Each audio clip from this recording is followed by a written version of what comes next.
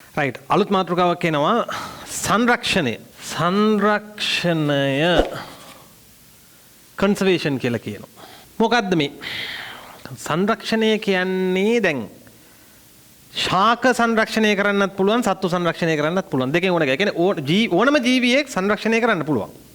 හැබැයි ප්‍රධාන වශයෙන් අපි බයෝලජි ඉගෙන ගන්නේ ශාකවල සංරක්ෂණයයි සත්තුන්ගේ සංරක්ෂණයයි. මොකද්ද මේ? වචනේ ඇතුලේ තියෙනවා තේරුම. රක්ෂණයක්, ආරක්ෂාවක්. ඒ කියන්නේ දැන් අපි ආරක්ෂාවක් දෙන්නේ ඇයි? කාට හරි අපි ආරක්ෂාවක් දෙනවා නම් ඒකේ තේරුම එයාව වටිනවා. හොඳයි. ඒ කියන්නේ එයා එක්ක මිල අධික එකක්. එයාගේ මිල අධිකයි, එහෙම නැත්නම් එයාගේ වටිනාකම වැඩි. දැන් අපි රටකට ජනාධිපති කෙනෙක් යනකොට එයාව ආරක්ෂා කරනවා. ඇයි? ඇයි ඇත්තටම කියලා හිතෙනවා. නමුත් ඇත්තටම මිනිස්සයා වටිනවනේ. ඇයි? අර රට සමස්ත රටේ මිනිස්සු සියලු දෙනා නියෝජනය කරන්නේ ජනාධිපතිතුමා. ඒ නිසා එයාව රකින්න. හරි? එතකොට සමහර ගායක ගායිකාවන් රකින්න. ඇයි? වටිනෝ. එතකොට වටිනාකම් වැඩි වෙනවා පුතේ ක්‍රම දෙකකට. එකක් තමයි එයාව මිල කරන්න පුළුවන්. දැන් ශාකයක් අපි ගමු ලෝකේ මිල අධිකම ශාක විශේෂයක්. එයා අඩු නැති වෙන්න පුළුවන් ලෝකේ. දුර්ලභ නොවෙන්න පුළුවන්. ඉන්නව වෙන්න පුළුවන් සුලභව. එයා වඳ වීමේ යාමේ තර්ජනයකට ලක් වෙලා නැහැ වෙන්න පුළුවන්. හැබැයි මිල අධිකයි. රකින්න.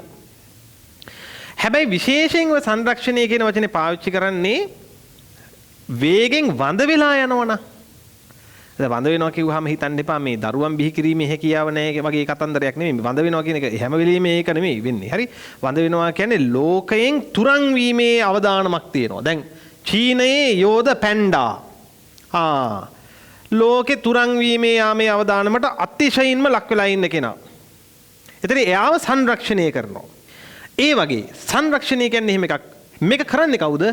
මිනිසුන් විසින්. සංරක්ෂණය කරන්නේ වෙනත් සත්තු. පැන්ඩාව රකින්නවා නරියෙක් ඇවිත්. එහෙම නෙමෙයි.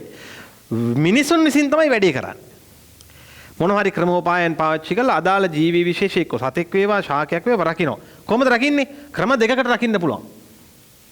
එකක් තමයි අපි හිතමු දැන්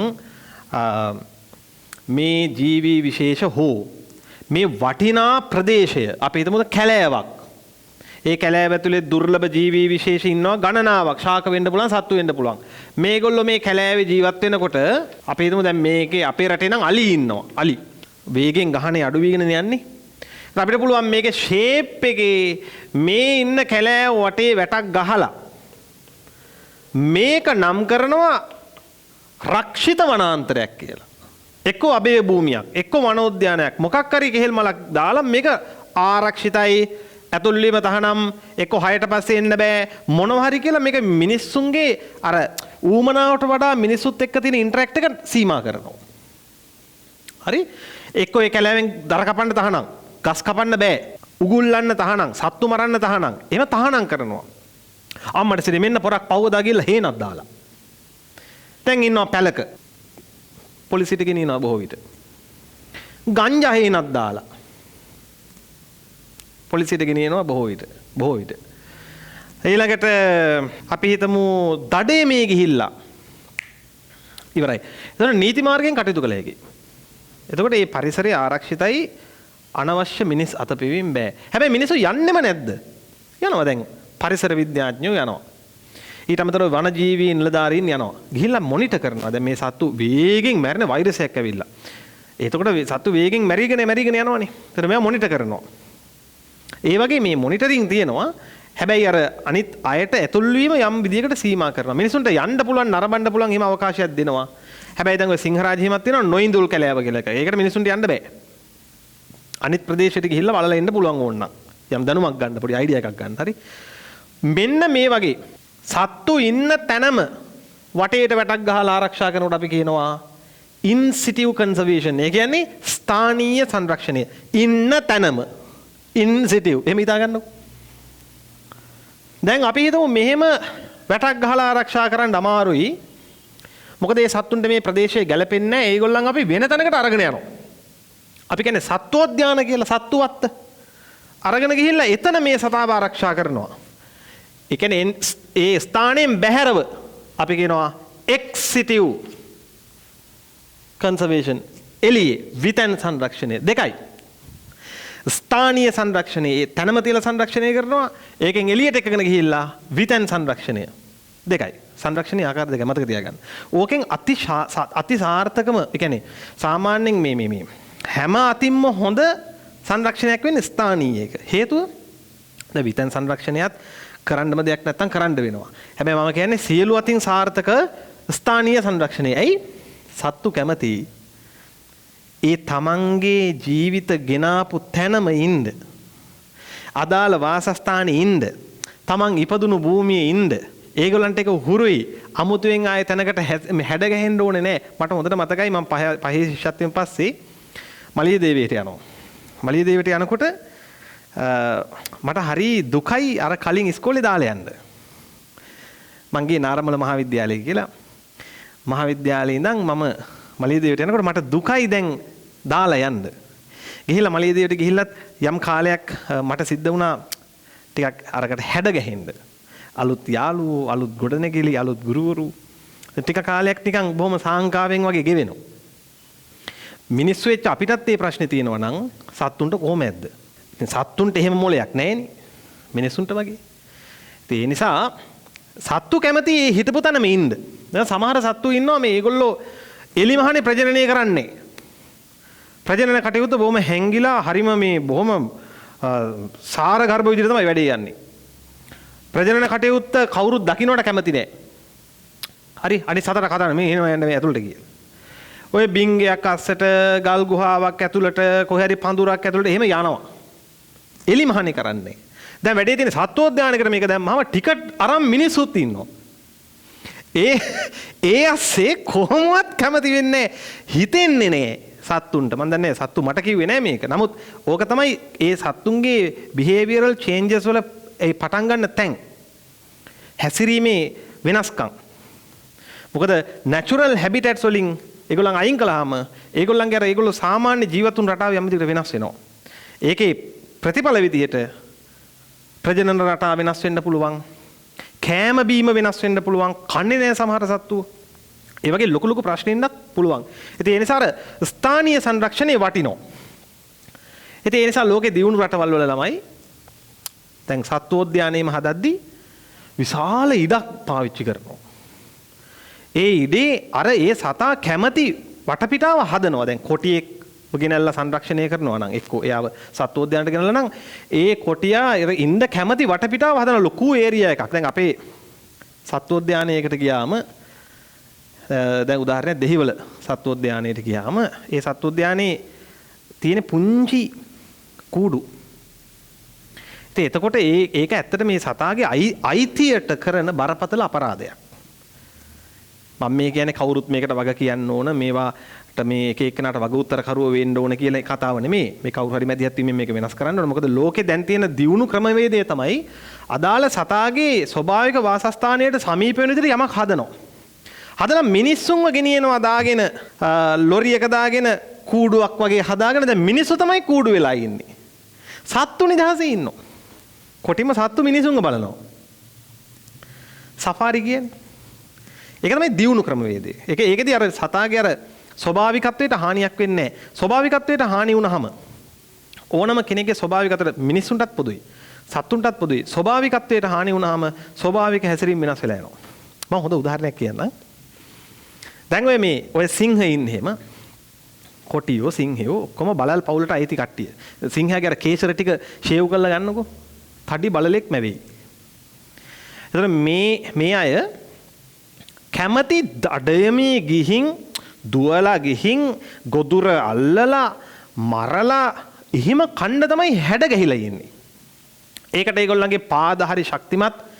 ඔය සිංහෙන්ගේ පාපහර හරි වේගවත්. හරිම ශක්තිමත්. සිංහෙක් උදරු දැකලා තියෙනවා නම් මේ වැඩුණු සිංහෙක් හරි ලොකුයි. ඒ සිංහෙක්ගේ පාපහරක් මිනිහෙක්ගේ ඔලු කටුව කුඩු වෙන්න තරම් ප්‍රබලයි.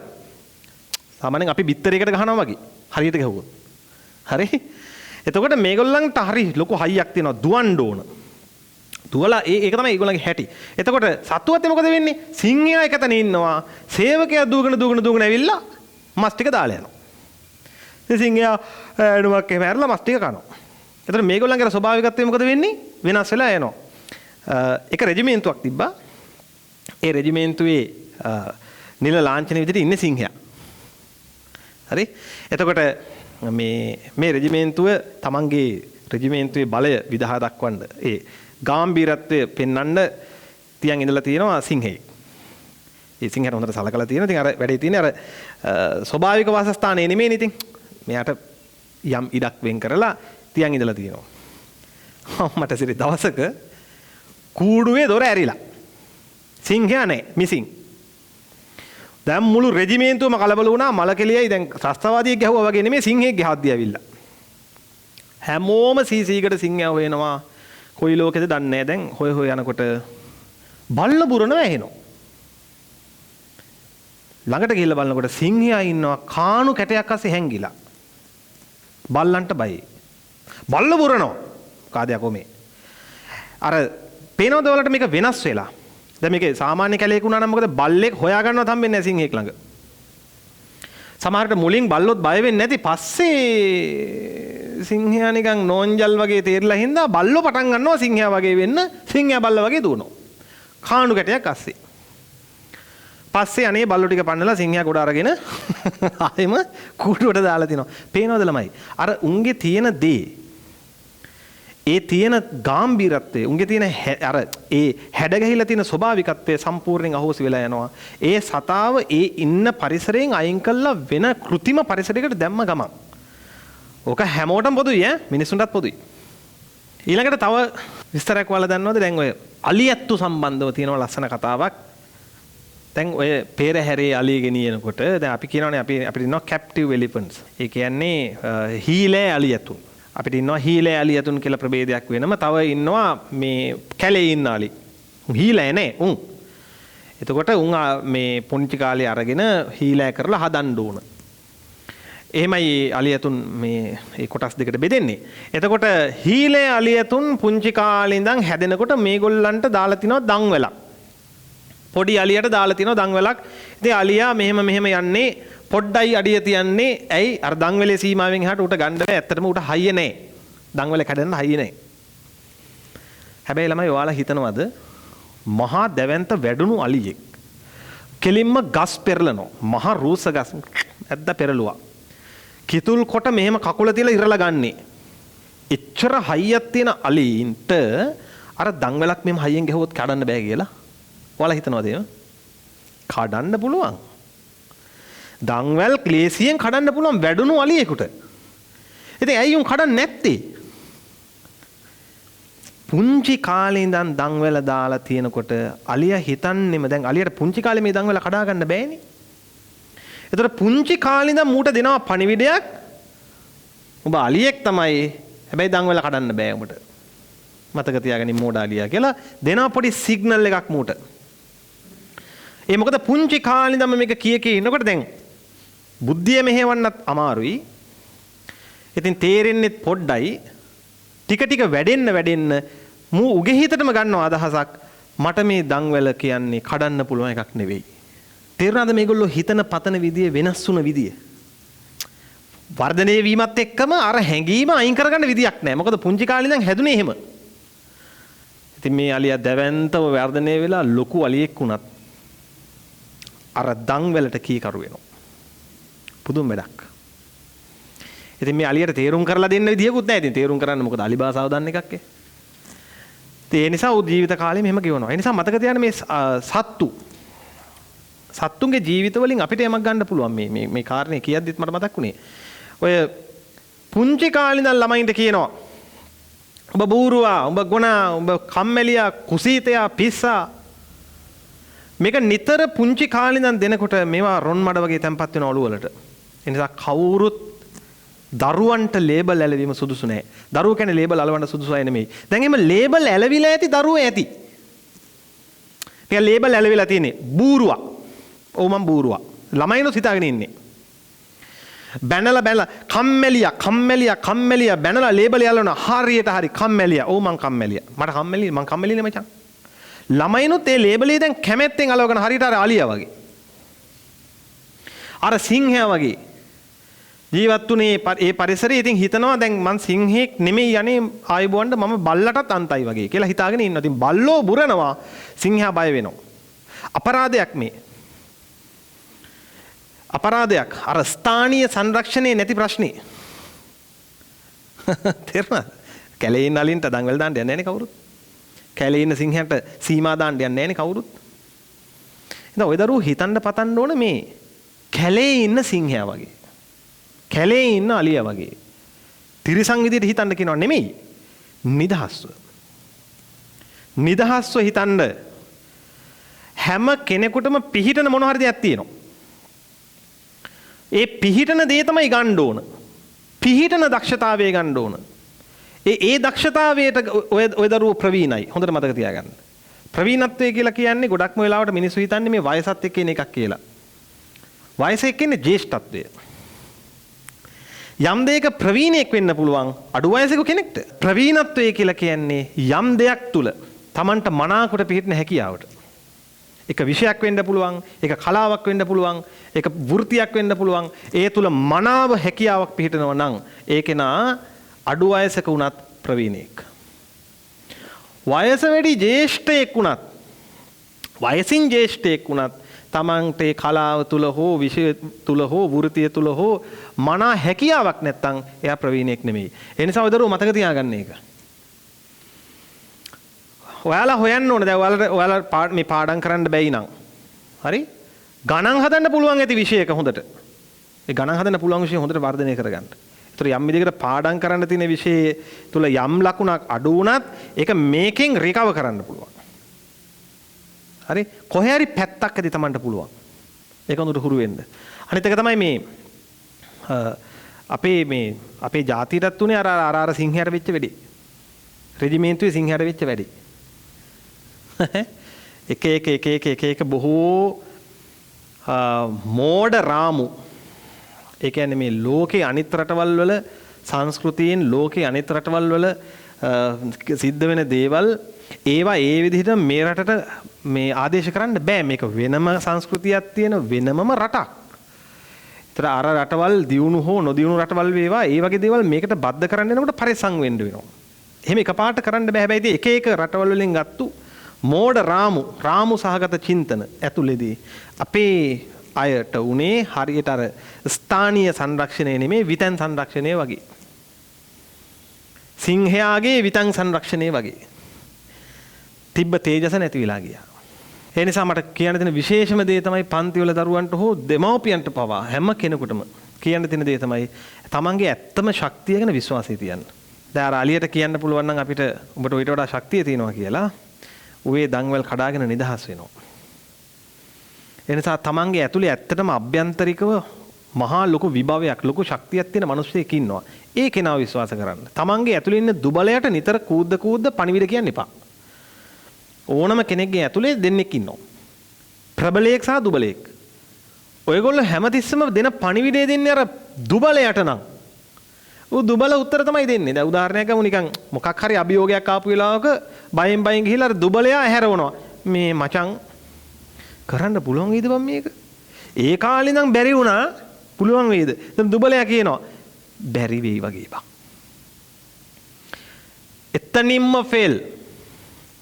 ප්‍රබලයට දෙන්න chance එක. ප්‍රබලයව අවදි කරන්න ප්‍රබලයට ගිහිල්ලා කියන්න මචං අභියෝගයක් ඇවිල්ලා තියෙනවා. මොකද බං කරන්නේ? කලින් ඒවා ෆේල් වුණා වෙන්න පුළුවන්. හැබැයි දැන් ඔබ ශක්තිමත් මිනිහෙක්. ඔබට නැගිටින්න පුළුවන්. try කරලා බලපන්. මතක තියාගන්න. රිස්ක් එකක් ගන්න එකත් අභියෝගයක් තමයි. රිස්ක් එකක් ගන්න එක දියුණුවේ ලක්ෂණයක්.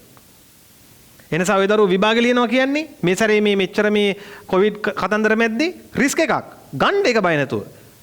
අභියෝගේ Tamanට පුළුවන් විදිහට දිනලා පෙන්නන්න. අනිත් අයට ඕන විදිහට නෙමෙයි. Tamanට පුළුවන් විදිහට. Tamanට පුළුවන් විදිහට උත්සාහ කරලා මැද හරියේ රිසල්ට් එකක් ආවත් සතුටක් තියෙනවා හිතේ. ඇයි? මං උත්සාහ කළා. මට ආවේ මේක. කමක් නැහැ. මං උත්සාහ කළානේ. ගොඩක් ළමයි විභාගයෙන් පස්සේ දුක් වෙන්නේ ඇයි? මට උත්සාහ කරන්න තිබ්බා කියලා හිතෙන්නේ. ආන්නර දුබලයට පණිවිඩ දුන්න අය මට උත්සාහ කරන්න තිබ්බා අපරාධේ පසුතැවෙනවා. සමහරට අපි හිතමු B3ක් ඇවිත් ළමයි දෙන්නෙකුට. එක ළමයෙක් සතුටින් ඉන්නවා. මං උත්සාහ කළා. අවංකව මං පාඩම් කළා. මට හිමි ප්‍රතිඵලය තමයි මේ ඇවිල්ලා තියෙන්නේ. මේක තමයි මගේ කැපැසිටි එකට හරියන ප්‍රතිඵලය. මට සතුටුයි. තව B3ක් ඇවිල්ලා ළමයෙකුට. B3මයි. ඒ ළමයා දුකෙන් ඉන්නවා. මට තව පාඩම් කරන්න දෙන්න. මම දන්නවා මං කරේ නෑ.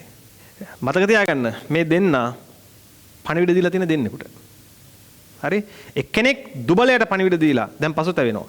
අනිත් කෙනා ප්‍රබලයට පණිවිඩ දීලා දැන් සතුටු වෙනවා. ඒ නිසා නිතරම තමන්ගේ ඇතුලේ ඉන්න ප්‍රබල මනුස්සයා විශ්වාස කරලා එයාට පණිවිඩ දීලා සතුටින් ඉන්න පුරුදු වෙන්න. හරි? එතන මම පුතලා කවදා හරි ලෝකෙ දිනයි තමන්ගේ රටේ තමන්ට උමනා තැන හදාගනි තමන්ට උපකාර කරව මිනිසුන්ට සලකලා ලස්සන මිනිසෙක් වෙයි. තව මොනවද?